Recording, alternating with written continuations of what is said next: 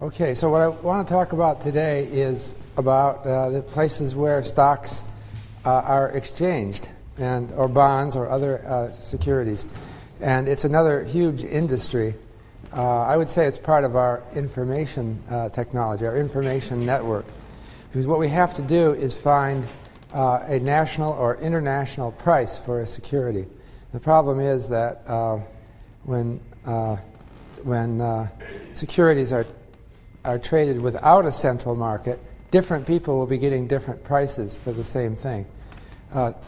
We have what's called, maybe the term, what markets do for us is, the important term is price discovery. That means that there is a market price that an asset would have if everybody in the whole world were free to buy and sell the asset on the same market and at the same time. But if you don't have an organized exchange which is open and available to everybody without a lot of cost, then you don't have effective price discovery, and that means that nobody knows what the asset is worth in the whole market. We take price discovery for granted, but we have to realize that there's a technology that brought us that. And it's a technology that I want to emphasize has been improving over the years. It's not static. I wanted to start by just defining some important terms regarding exchange of securities. And one important term is broker. And I'll put it over here. Another one is dealer. That's the two kind of people who trade securities. And it's important to keep the concept. And so one thing that's used to describe, it's we start with the letters BOAC. That sounds like it's what British Overseas Air Corporation, but that's not what I mean. This is a mnemonic to remember broker. It says brokers act on behalf for others as an agent for which they earn a commission. Okay? So a broker goes between two people, and the two people trade with each other. The broker makes it happen, and the broker receives a fee called a commission for bringing these people together so that they could find each other and make the deal, to make the trade. For dealer, we have a different, it's DHPM.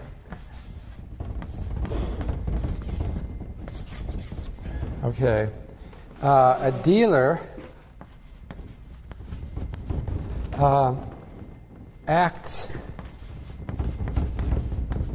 for, we'll say herself or himself, as a principal for a markup. That's the fundamental difference.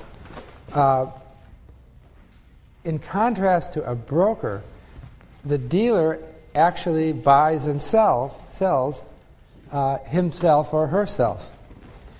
And that means the dealer, for instance, has an inventory of whatever it is, that so that the dealer has something to sell.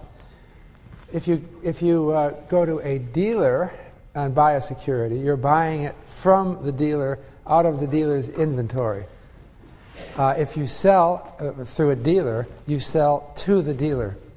Okay. So there's a fundamental difference. The markup is the difference between the price that the dealer buys and sells at. So you see that there's a fundamental difference. Now, securities law says that you can never function as both a broker and a dealer in the same transaction. You've got to be one or the other. The same person can do both. You can be both a broker and a dealer, but not in the same transaction.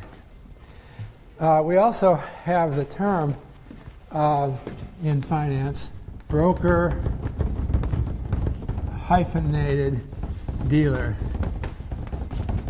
and that's called BD. All right?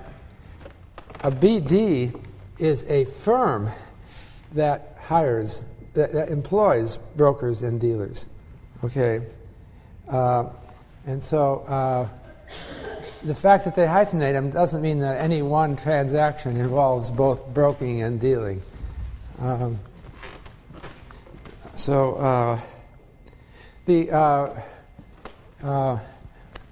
can see the difference in ordinary life. When you buy and sell a house, your real estate agent is a broker, right? The real estate agent usually does not buy the house from you if you're selling your house. Or if you call up a real estate agent and say, I want to sell your house, the agent doesn't say, okay, I'll buy it. So that person is operating as a broker. However, if you go to an antique shop and say you want to buy a chest of drawers or a dining room table, you will be dealing with a dealer, right? And I guess there's fundamental reasons in why it works out well in one and why that tends to break down differently for the different. Why is it that we have dealers for antiques and brokers for homes? Well, I think it has something to do with... can you tell me why? Why do we do it that way? I was thinking it has something to do with the information cost of... since buying a house is such a big decision, and you've got to go looking at the houses anyway, right? Somehow antiques... You wouldn't have an antique broker, right? Would you? I guess you could.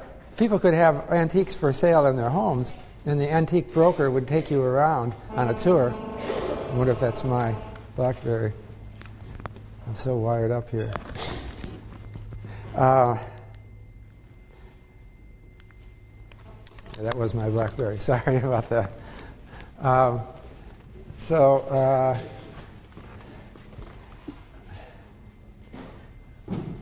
Okay, so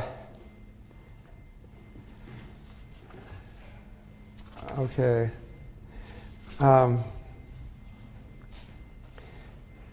So the concept of a broker-dealer is that it is something regulated once again by the Security and Exchange Commission. So that means any broker-dealer must register with the SEC.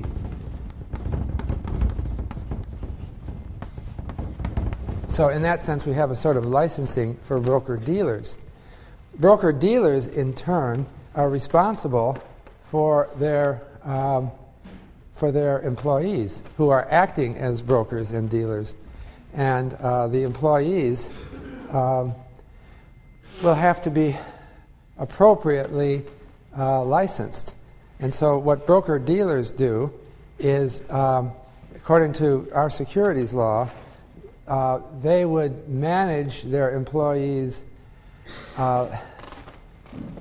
exams through FINRA now. I mentioned that before. That's the successor to National Association of Securities Dealers that has exams for brokers and dealers. And so what it is, a broker-dealer is a company that hires people, and they become licensed as brokers or dealers through their own broker-dealer using FINRA. And so that's the organization method that we have. The reason why we have it this way is that there are so many instances of bad behavior among brokers and dealers that have to be that have to be handled. And this goes back to a basic theme of this course, that human nature is imperfect. And while economics theory tries to describe people as honest and following the rules, there are so many opportunities for bad behavior that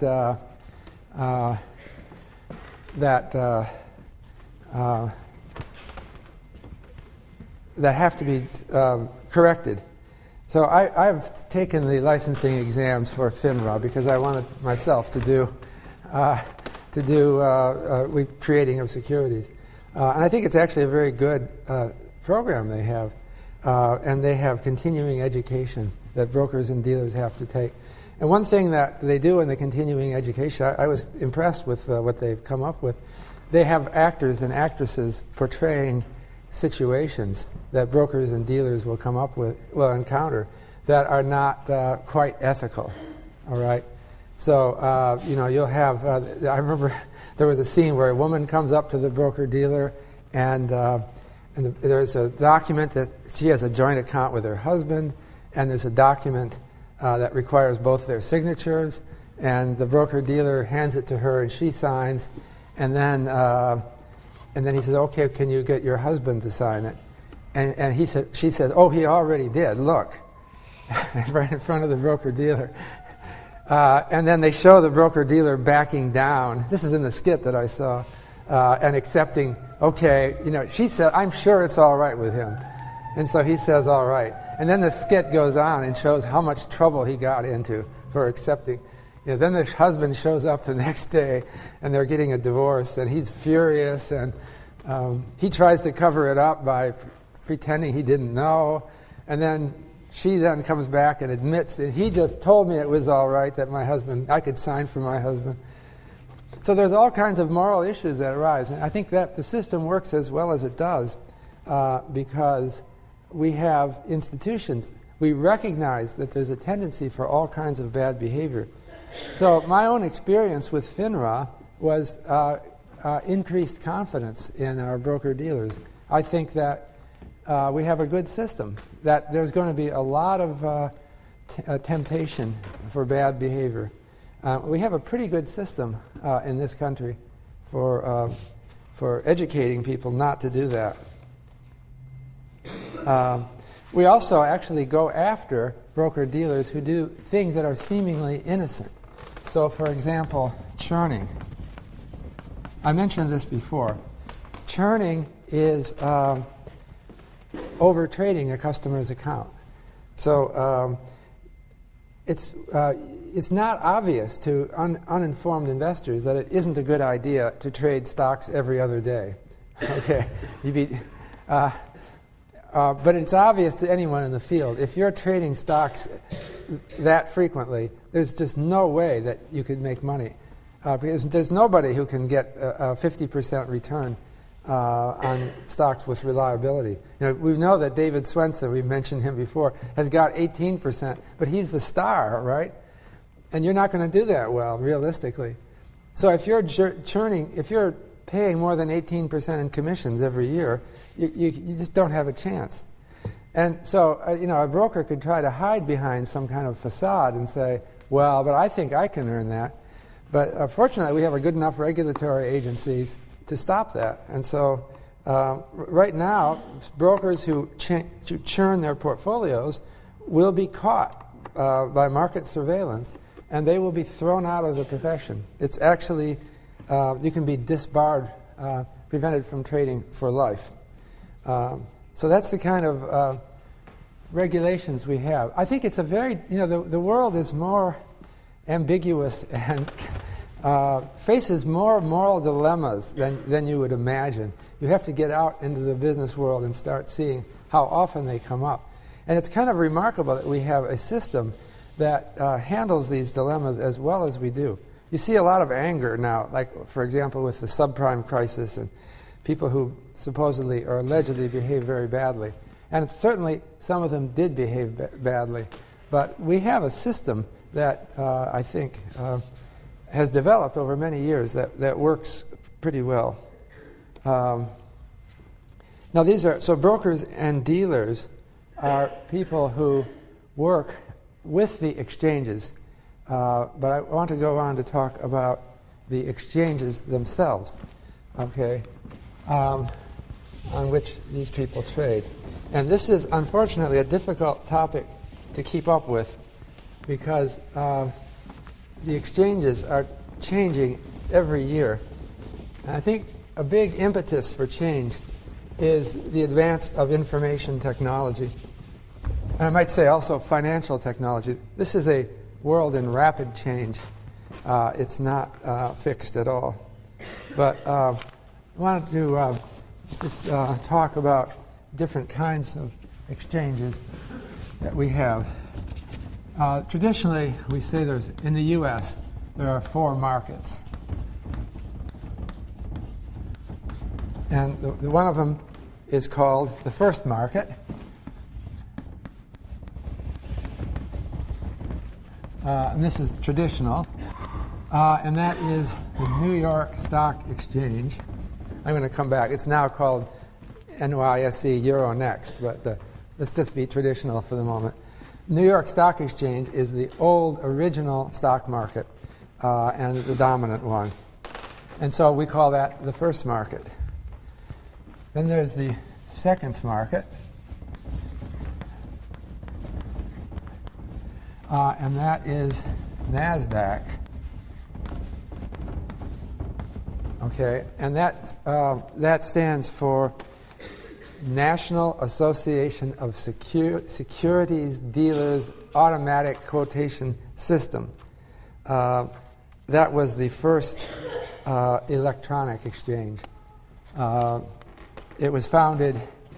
New York Stock Exchange was founded in 1792. NASDAQ was founded 1971. Very different tradition between the two. I should say the second market, I have to add that, is the NASDAQ national market. Because NASDAQ is divided into 2 parts. There's the national market, and the third market, so-called third market, is NASDAQ small cap. Small cap means companies whose capitalization is low. Capitalization, remember, is the price per share times the number of shares. So it's the value of the whole company. The small caps are treated separately on NASDAQ. And then there's the fourth market. And that's beyond the exchanges itself. This is it's large institutions trading amongst themselves.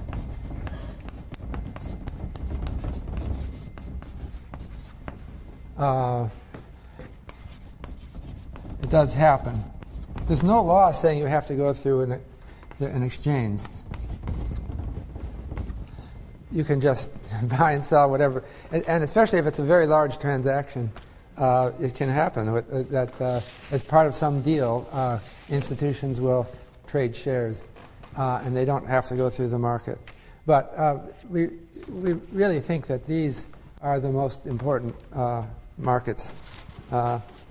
So let me. Incidentally, these are not the first stock exchange. The United States did not invent the stock exchange, and I think maybe I mentioned this before, but Ulrika Malmandier, who's a professor at Stanford, has researched the ancient Roman stock exchange and claims to have identified, I think I said this before, but has a claim to identify where in the Roman Forum the Roman stockbrokers worked.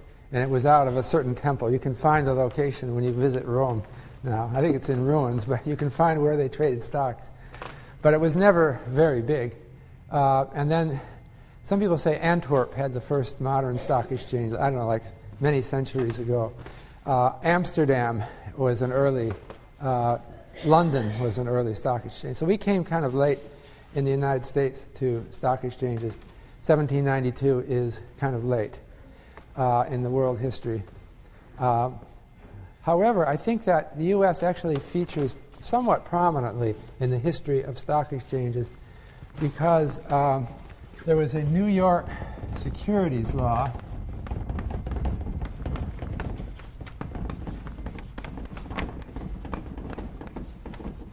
(1811), which became a model for securities law and which made the stock exchange in New York especially important.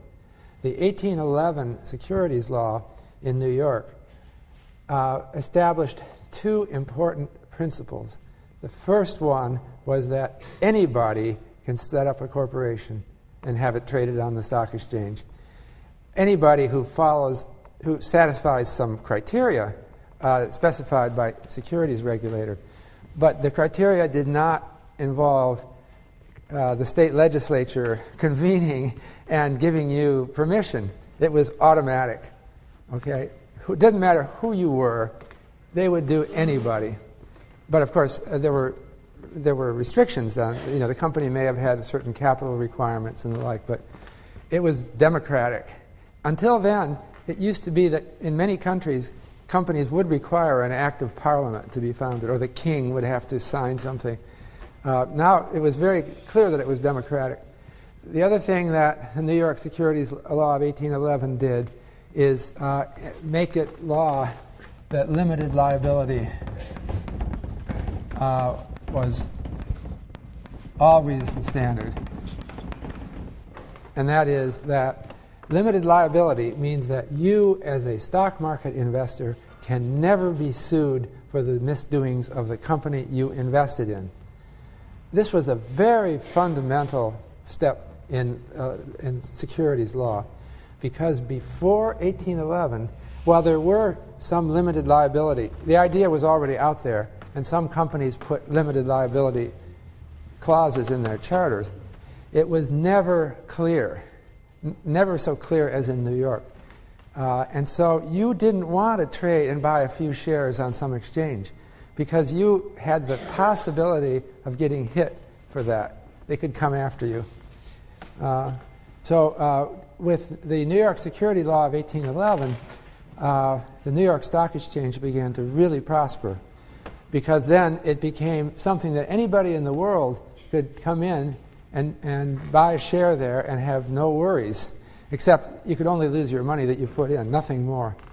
So that turned out to be a very important innovation, which came in the U.S. and accounts, I think, for the importance of New York in finance. It was copied, later in the 19th century all over Europe, this kind of securities law, but it took a long time.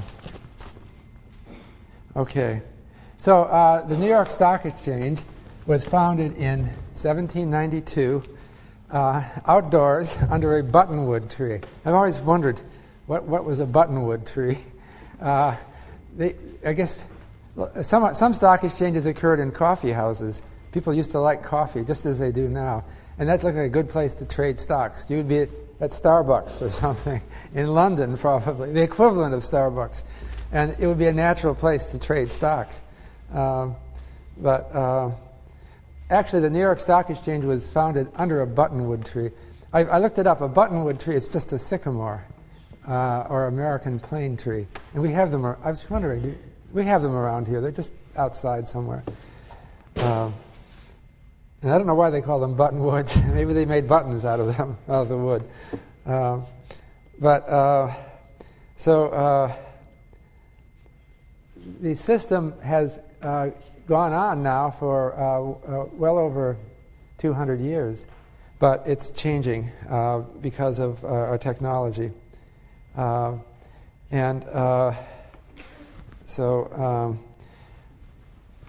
it's one of the themes of my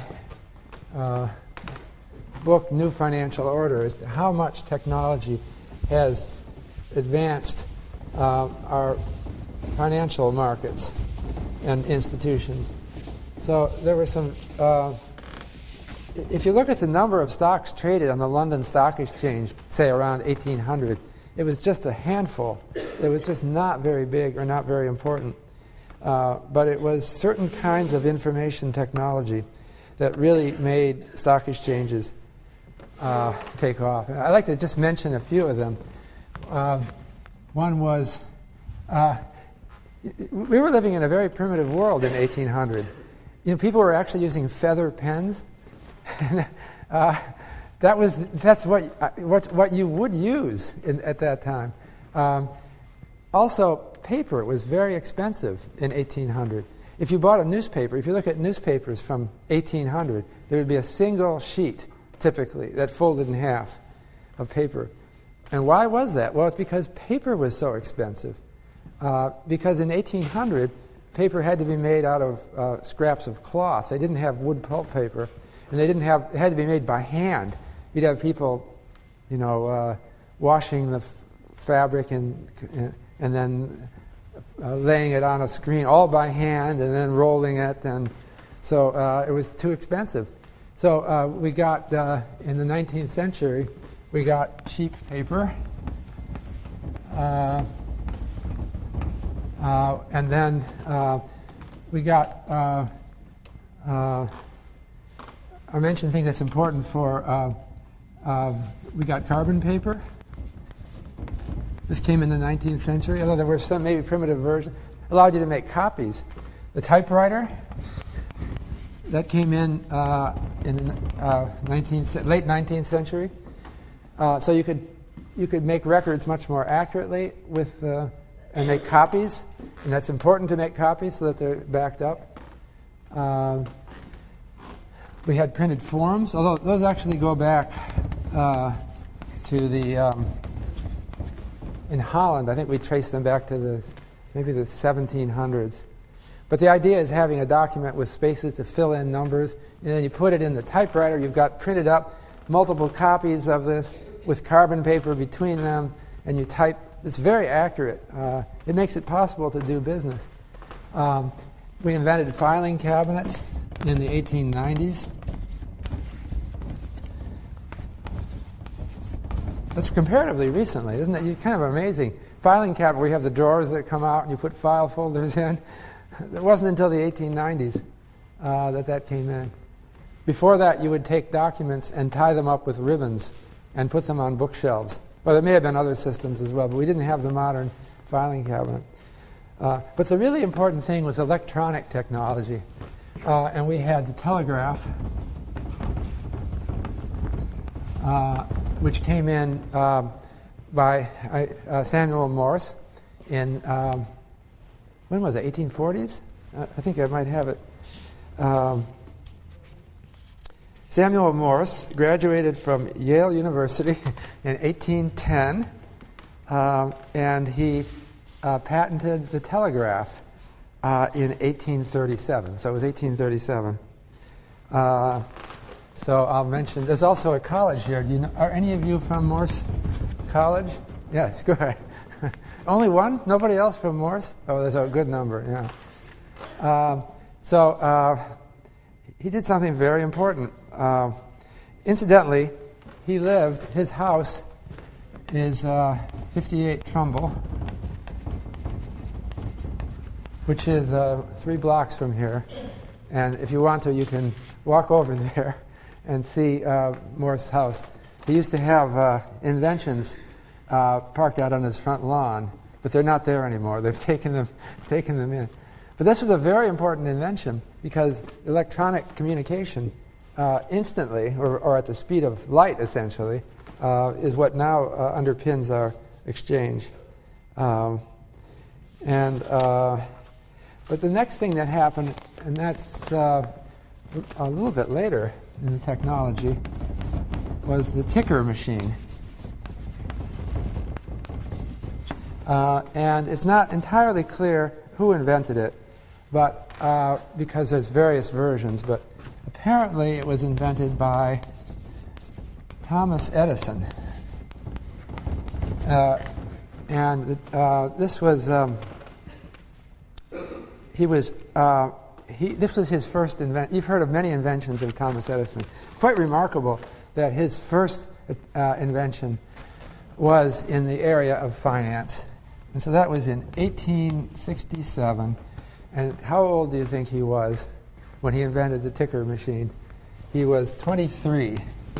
So that's just those of you who are thinking of your careers. Some people get started at a good young age on doing this. And you probably don't even know what a ticker machine is. Do you know what I'm talking about? A ticker machine? Some of you do, anyway. What it was like a computer printer. I mean, he was just like way ahead of his time. We have these printers. You have one in your room, right, or somewhere, that when the electronic signals come to it and it prints out on the paper. Well, he invented one in 1867.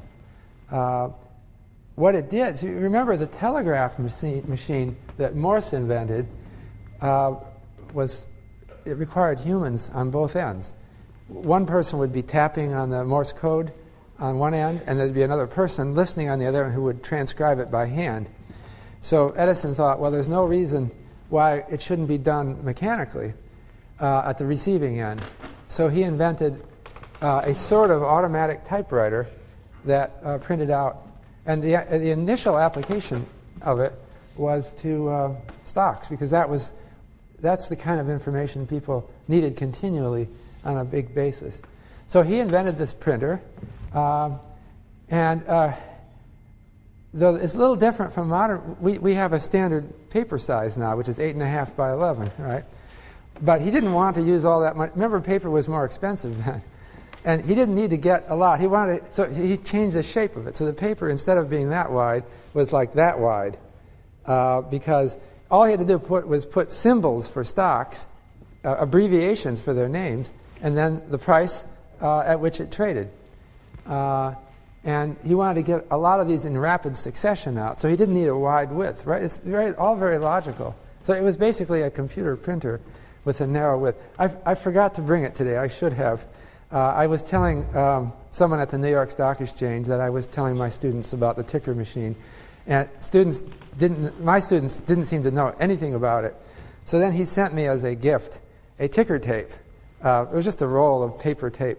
So they were using ticker tapes at the New York Stock Exchange until 1964, I think it was.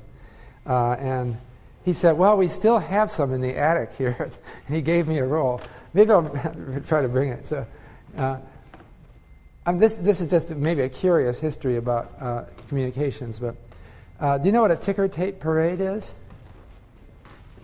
Some of you...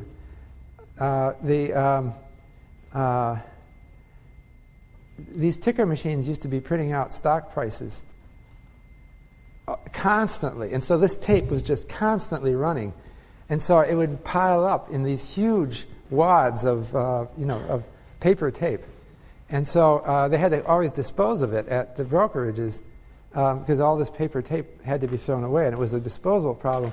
Whenever there was a parade down Wall Street, people would use this ticker tape like confetti. And they would tear it up into shorter lengths, and they would toss it out the windows. And so you'd see all this paper tape coming down. So we still are, this is all obsolete now, but in a sense, it is electronic communication technology and I guess we're still wasting a lot of paper, right? We just changed the width, so we don't call it tape anymore. We call it printer paper or something like that. So it's not exactly the same.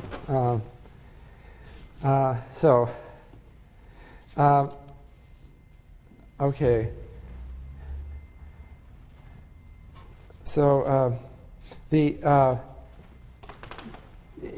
idea that we should have one market, when we have ticker tape machines, we still use the word ticker symbol for the short abbreviation of a stock. Okay, so every stock has a abbreviated name. We don't need abbreviations anymore because our printers are much more effective, but we still have them. And so that's the ticker symbol is the official name for a stock or other security that's traded on an exchange.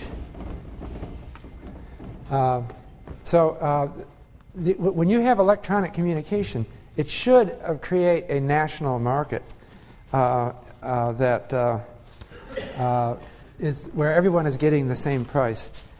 However, it doesn't necessarily work automatically. In 1975, people made a number of complaints to our lawmakers in Washington that, in fact, while we have ticker machines and we have a lot of, well, actually they were already gone by 75, but there were a lot of electronic communications, but some people were not always getting the same price. Someone would say, I placed my order in the Philadelphia Stock Exchange and I got a bad price. I realized later I could have traded at some other exchange. Nobody told me at the same time. And so Congress created, it was the Securities Act of 1975, wanted to create a national market system.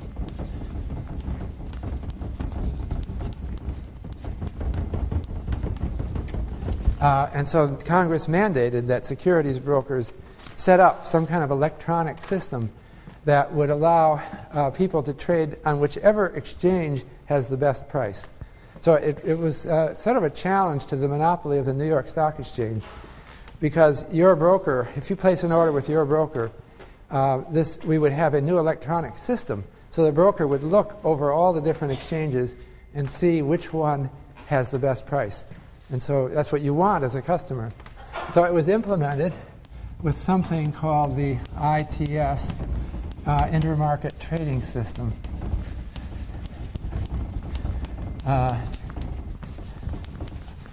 Which allows a broker to look over all the exchanges and find the best price. And that was set up with computers in 1970, or in the early 1975, or shortly after 1975. And so it's been in place ever since.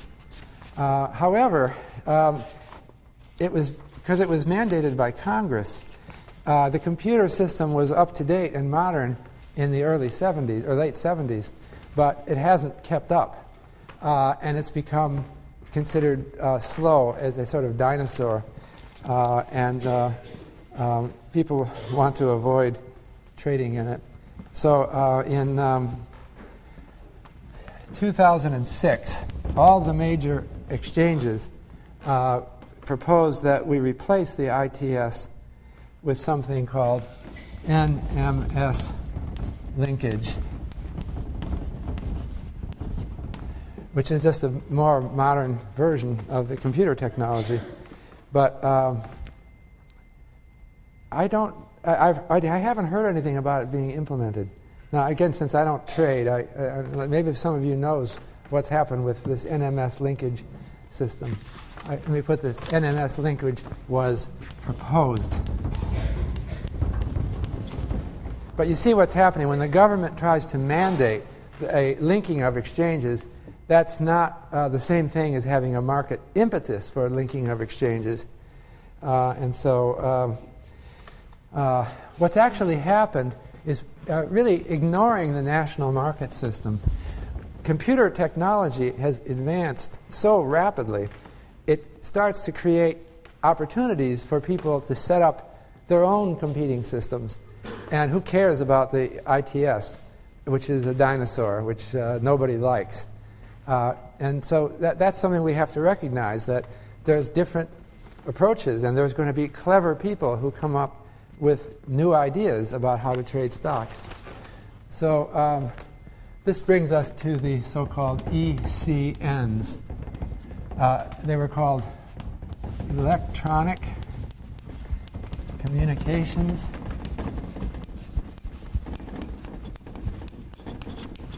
Networks. And what happened was, with the advent of the Internet in the mid-1990s, people started setting up websites that they looked like stock exchanges, but maybe they weren't. I guess the first one was Instinet. I'm not sure it's the absolute first one, but Instinet was now understand that an exchange has to register with the SEC, and the SEC has all kinds of requirements. And if you're setting up some website, you probably can't satisfy all those requirements. So Instinet set up an electronic bulletin board, I called it, which was not an exchange, but it was a place where people interested in buying and selling shares could post their interest. It was like an electronic bulletin board.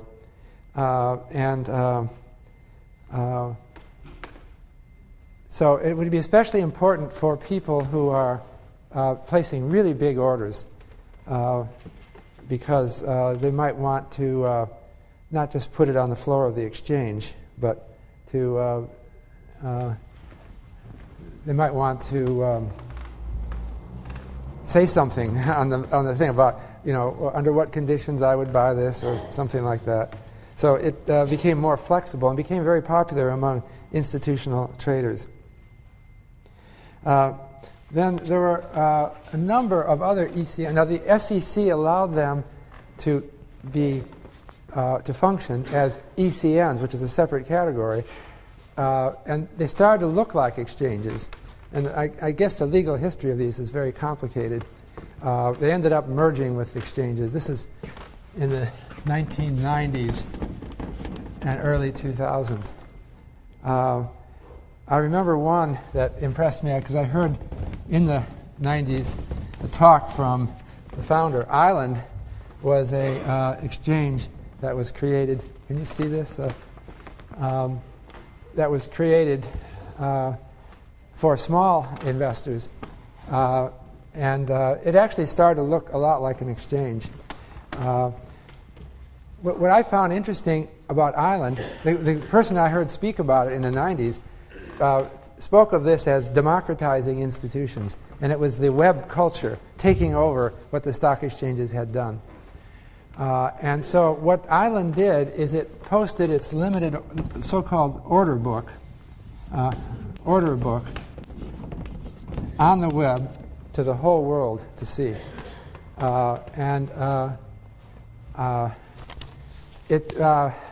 It was kind of challenging stock exchanges, which had kept the order books more or less in secrecy.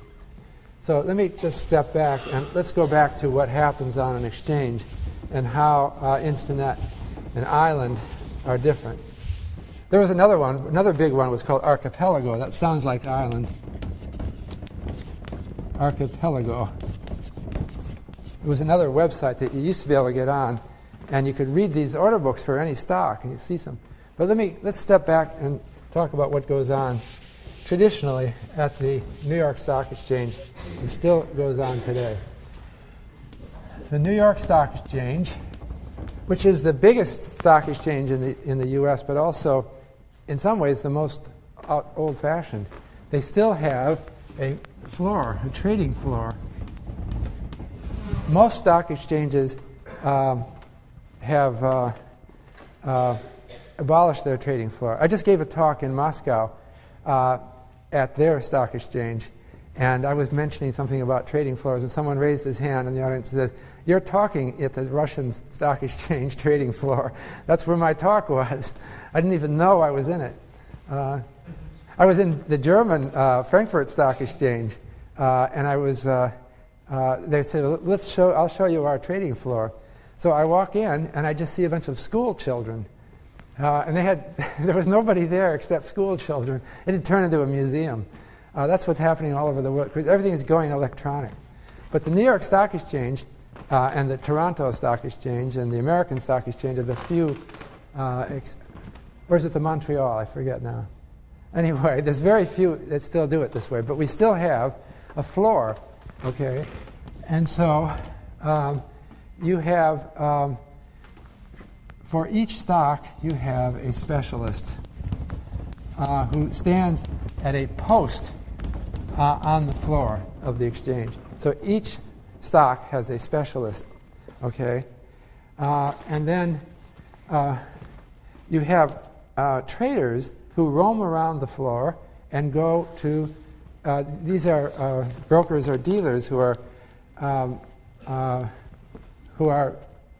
trying to buy and sell stocks, and they go to the various posts and they make their rounds. They have so many stocks they want to buy and so many they want to sell, and they go around on the floor of the exchange, And if they want to buy a particular company, they know where that specialist is, and they go there. On the floor of the exchange, they can either buy and sell from the specialist, who is a dealer who maintains an inventory, or they can buy and sell from anybody else they meet at the post. Because everyone there is licensed, right? It's not open to the public. So what happens is there's a crowd that develops at each specialist post. And the crowd consists of people who decided to go to that specialist post to look at what they want to possibly buy or sell. So that they can buy and sell from anyone. The specialist is sometimes just standing there watching, and it's all happening. But the specialist, and the New York Stock Exchange maintains that the specialist fulfills an important function, which is to create an orderly market. So the specialist has a responsibility as well as an opportunity. The other people at the crowd are just doing their own business. But the specialist is supposed to be obligated to preserve a good market. So if for some reason the price is dropping rapidly and the specialist thinks something's wrong, the specialist is supposed to come in and buy on his or her own account. That's an obligation. And so there have been problems. For example, in 1987, when the stock market dropped precipitously, there were criticisms of the specialists for not buying to support the market. But then specialists said in their own defense, what could we do? The market is crashing. So it's not clear that specialists make a huge difference, but that's the presumed advantage. Now, it used to be, this is an interesting historical thing, that before the 1930s, there were two crowds on the stock exchange. There was the buy-sell crowd, and there was another part of the floor, I can't find this in my notes, where stocks would be rented. I had the dates here, and I don't remember. I can't find it in my notes. Well, anyway, shares are, it's called the loan crowd.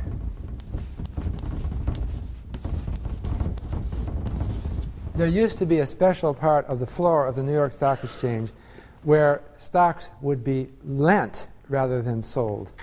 Right? There's two things you can do. There's two kinds of trade. You go to a real estate broker, you can say, I want to buy a house, or you can say, I want to rent a house. And the broker can do both of those for you. Same thing with stocks. You can say, I want to buy a stock, or you can say, I want to rent a stock. Or you can go the other way. I want to sell a stock, and I'd like to rent out my stock. So why would anyone want to rent a stock? Or rent it? That's called short sales, right? They would rent a stock and sell it. And so it used to be that, of course, if you're lending out a stock, you might demand some compensation for that. So they used to argue, there would be a specialist crowd there would be a loan crowd that would argue about the rental cost, which is an interest cost for borrowing a security. And the Wall Street Journal used to publish, there were two stock sections. There was the price section and there was the loan section. And that, however, disappeared after the stock market crash of 1929. And apparently it disappeared because of concern that shorting stocks was the cause of the 1929 crash. And the story was that J. Edgar Hoover, who was head of the FBI, thought that shorting stocks had caused the crash, and he didn't like it. And if J. Edgar Hoover didn't like what you were doing back then, you were afraid, worried. So the New York Stock Exchange, without ever publishing it, just shut the whole thing down. And to this day, we don't have a loan crowd anymore. We do still lend out shares, but it's not done on the floor of the exchange. Anyway, the specialist at the floor of the exchange has a book. And it used to be a big, thick paper book. And what the specialist would do, the specialist would record in the book offers and bids and asked prices. There would be people who would tell the specialist that I want to sell so many shares at such a price or buy so many shares at such a price. And the book would show the list of orders that were outstanding. Now, this comes back to, I should clarify, kinds of orders.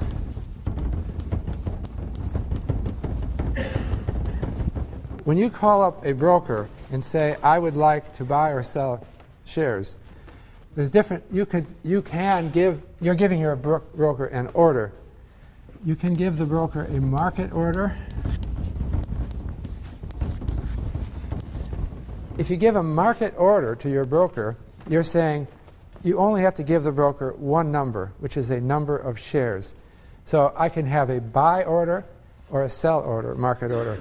If it's a buy order, all I do is say, I want you to buy for me, let's say 1,000 shares of this company, and whatever price is out there. Just get the best price you can, but execute it right now. Okay. So it only gives a number of shares. Another kind of order, however, is a limit order. And with this order, you have to tell the broker both the number of shares and the price. There's either a buy or a sell. So if it's a buy limit order, you want to say, I want you to buy the stock at any price up to the one I mentioned. So I would say like 1,000 shares at $30 a share. Okay?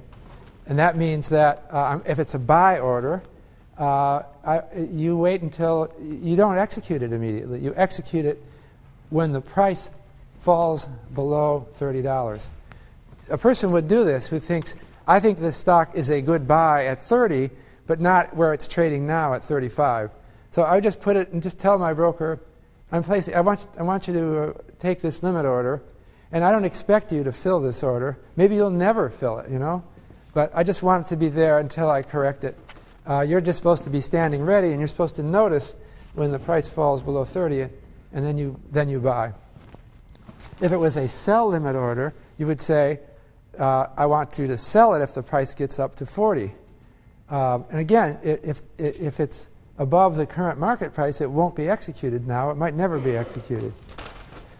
Then there's another kind of order called a stop loss order.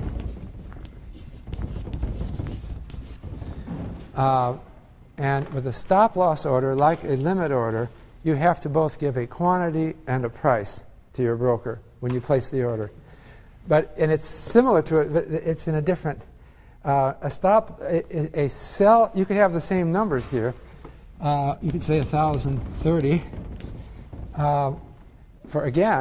but it would have a different meaning. A stop loss order says to sell when the price hits 30. In this case, if it were a stop loss order for 1,000 shares at 30, it would be to sell if the price today is 35. All right, not buy. It's a different motivation that you would do a stop loss order. Do you see the difference? If it's a limit order, I'm saying I think the stock is only worth 30. I want to buy it when it gets down to 30. With a stop loss order, if the actual price today is 35 a share, I'm saying I'm worried about the stock crashing on me, so I want you to get me out if it's crashing. And when the broker has to know, well, when do I get you out?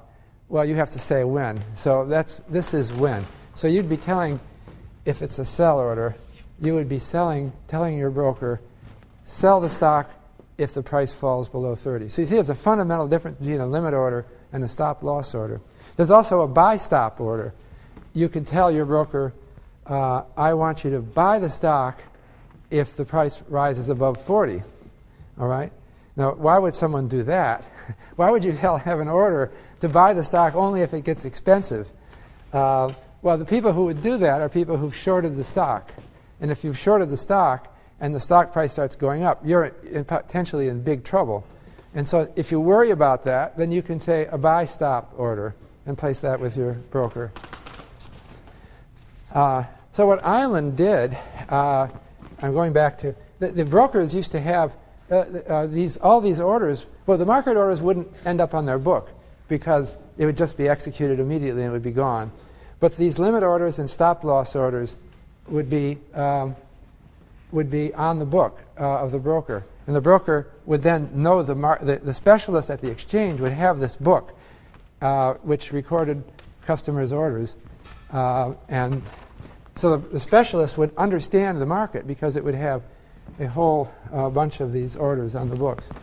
The nice thing about Island, when it became part of our web culture in the 1970s, is they created their own book on the web.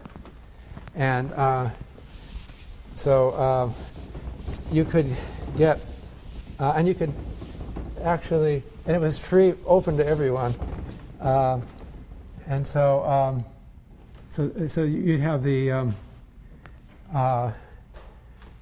you'd have buy orders and sell orders, and this would be something you could see on the web. Actually, you can see things like this on the web now too, but not through Island anymore. But let's say this is some company. Let's say it's IBM. All right, and you would see something like this. It would be the buy orders would, let me see how I get this right. It would be, the first one would say for $90 a share, 100 shares. Someone's willing to buy 100 shares at 90. And over here, you would see something like someone is willing to sell at $92, and he's, let's say 200 shares. All right? So there's no trade here, right? If somebody is willing to buy at 90 and someone else is willing to buy at 92, there's no trade. Then you'll see other orders. Somebody else is willing to buy at 89 and a half, say 200 shares, and you can see these descending. I'm just making up numbers, 88 for 1,000 shares, and so on.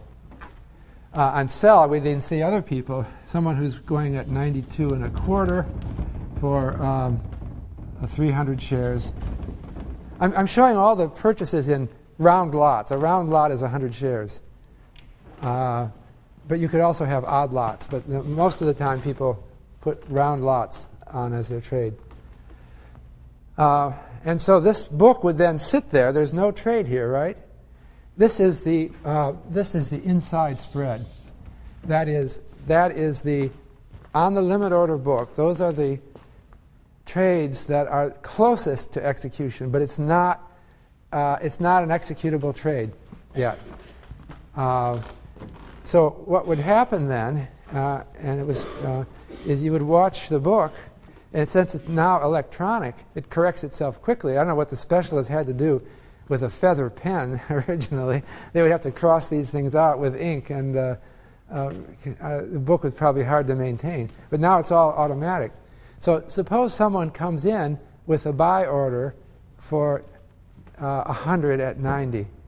I mean a sell order for 100 at 90. So someone's willing to sell at a lower price. What happens immediately on this? This thing becomes executed and disappears. So you see that happening on the book. And so it's fun to watch an electronic book. This is what brokers see who are members of NASDAQ, and they see the electronic trading system. Of course, there's many such books now that are available. The dealer, the specialist on the exchange, also has his or her own bid-ask spread which is also an offer to buy or sell on the exchange.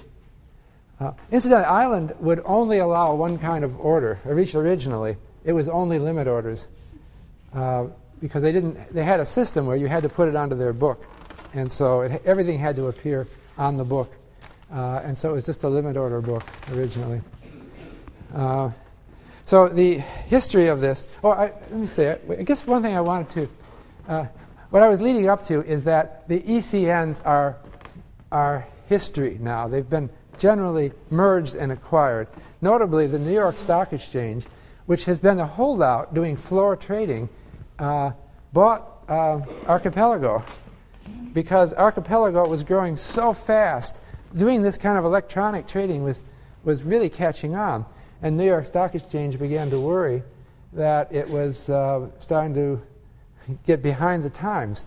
So New York Stock, these things which were started by kids, by young college students in the late 90s, just grew so fast and they got so big that Archipelago was starting to look like it was going to get bigger than New York Stock Exchange.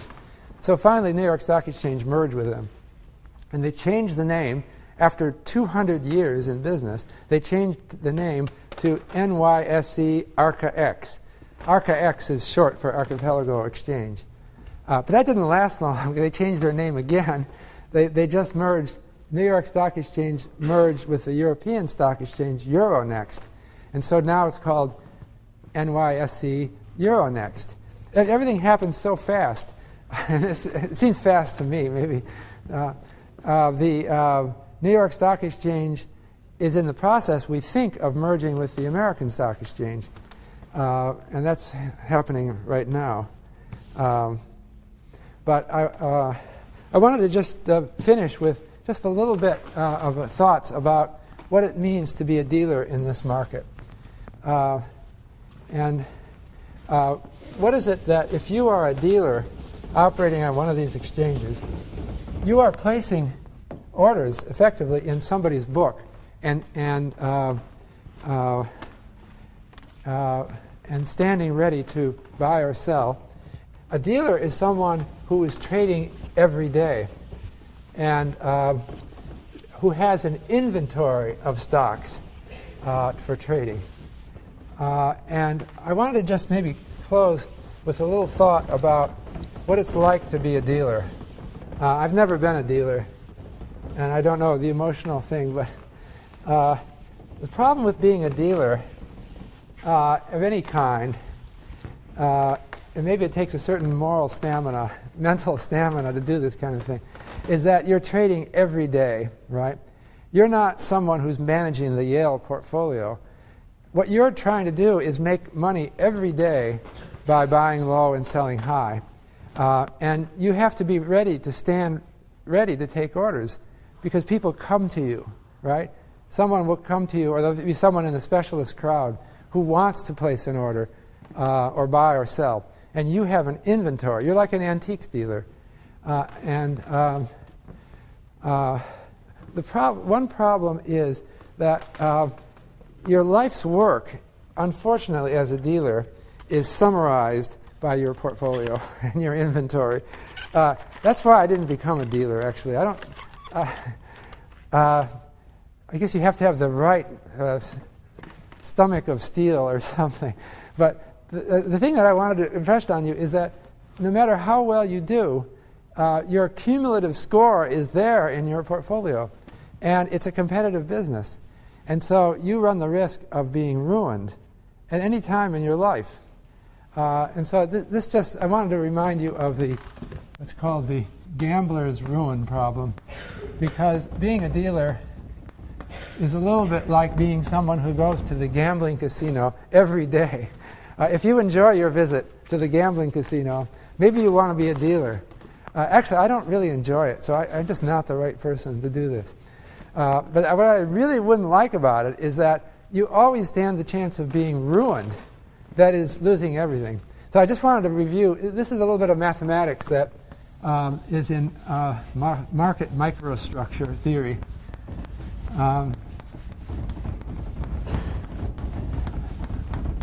Okay. So suppose you're a dealer and you have a way of either winning or losing money on each transaction, okay?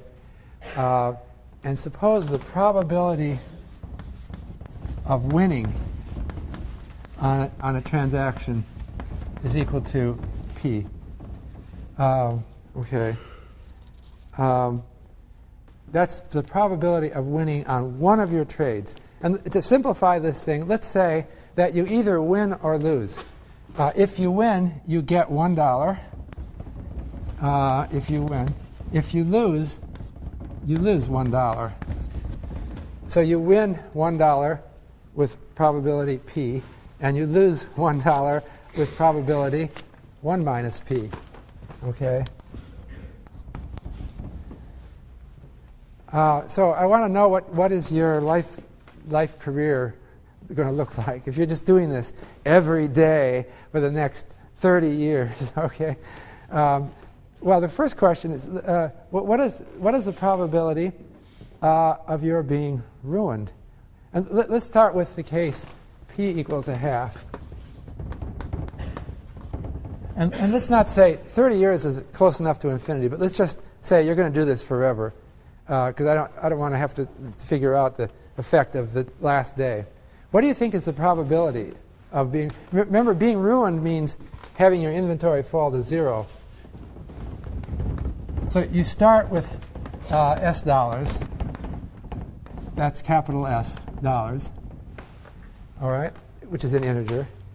When S falls to zero, you are, quote, ruined.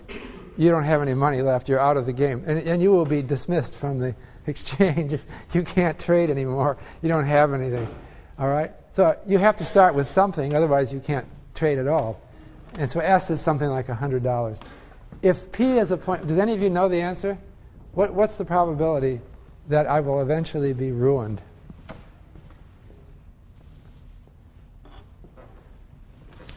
This isn't something that you got in your probability theory?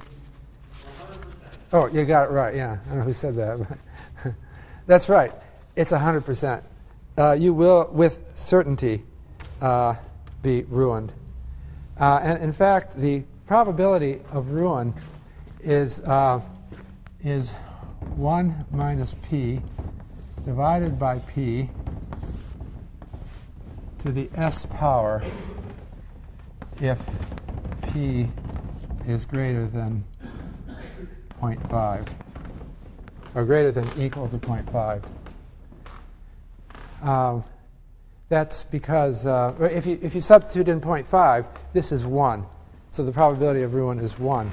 But if the probability is greater than 0.5, then the probability of ruin will be something less than 1. This is actually easy to derive, because think of it this way.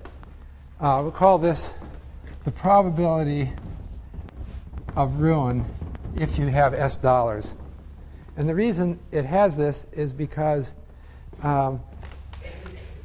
if I start with S dollars, there are two possibilities, either gain 1 or lose 1.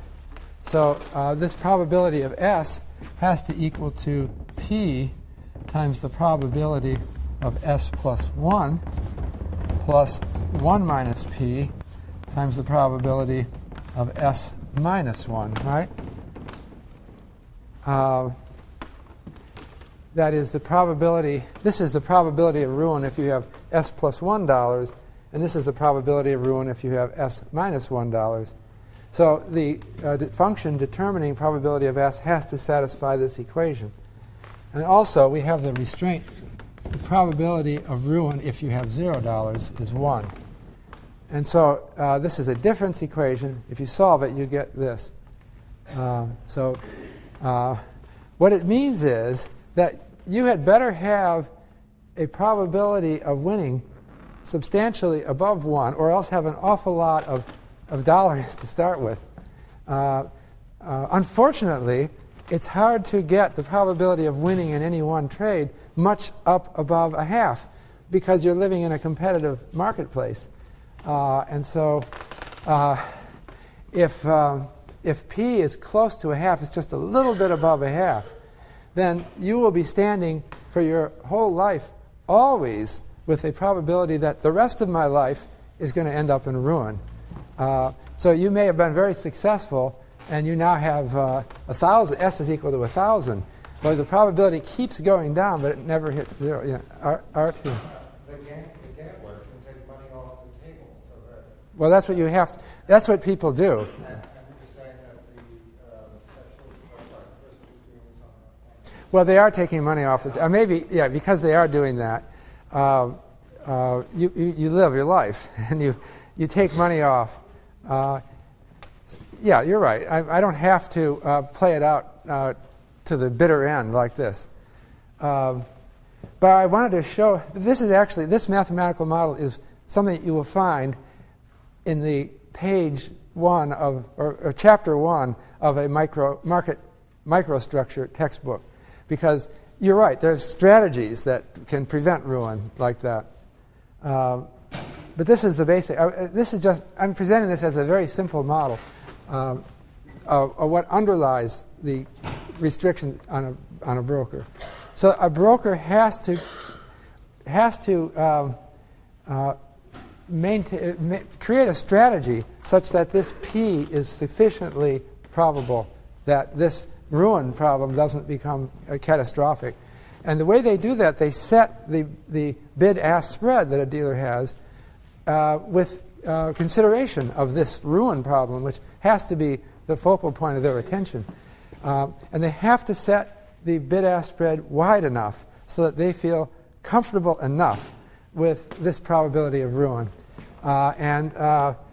If you don't, of course, it's a competitive market, and so you can't get this probability up too high. And so if you don't like this, don't become a dealer. That's the way it is. So the people who are in this business are people who can tolerate this prospect of ruin. But on the other hand, ruin isn't death. And that's another thing you're saying. I can make a living doing this for a while, and I am taking money out. And that's part of the strategy. So maybe I'm just being too much of an academic here. I live in great comfort in academia and these beautiful surroundings. This university has been around for 300 years. You know, I have no worries. And so you might want to consider an academic career instead of a career in finance. All right. So I hope to see you again then on Friday. I think we'll have a good time with Schwartzman.